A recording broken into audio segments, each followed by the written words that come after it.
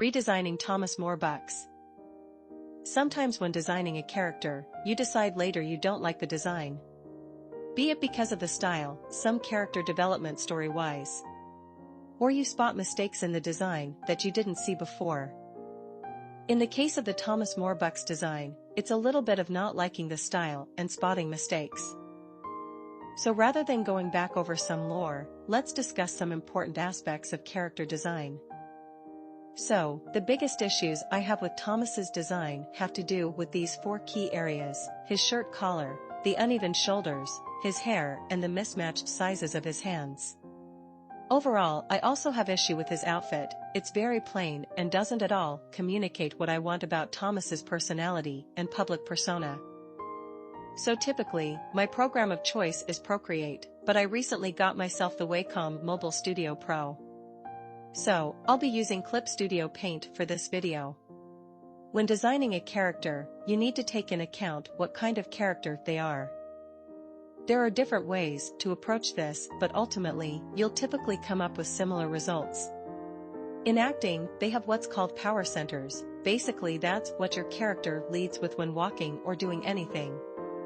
In the sciences, they have what's called somatotypes, which is a theory about the three basic body types that everyone has. Then there are shape concepts as well, basically a quick way to communicate visually some key aspects of your character by repeating one or multiple shapes through a design. As you get further into learning about art, whether it's through personal study or through school, you'll find yourself combining these methods in a way that's uniquely your style. Where I start from is deciding who my character is, though to be fair, Thomas is different than designing a uniquely original character. In the show, Daddy Morbucks is a large man who's never fully shown on camera. With large hands and smaller thin legs, we can quickly figure out what kind of body type he has. He's likely an endomorph in the original show, which is typically larger body types that tend to be rounder and heavier. But because this is an alternate universe, I can take what I like and remove what I don't. So, I've made it to where Thomas is more of a mesomorph, which is similar to Mr. Incredible in body type. I imagine it's likely that Thomas wears shapewear and still retains some weight.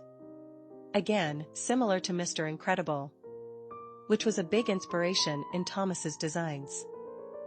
So, the basic shapes I'm working with in Thomas's design are triangles and squares. I want Thomas to feel strong and sturdy, but also sharp and dangerous. So I start out with the chest. As you can see here, I'm playing around with the design, trying to get the right angles. I made his hands more even and large in his version. I also made sure his shoulders were more even as I drew. All these extra lines you're seeing is me measuring and adjusting. I'm also actively playing around with Thomas's design, trying to figure out what would look best for him. I want to communicate that he's a businessman, but I also want to tell that he's not uptight. I'm also trying to be mindful of how complicated his design is.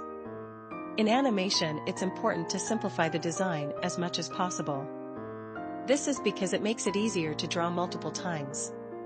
So for his outfit, I ended up removing the jacket, adding suspenders, and rolling up his sleeves.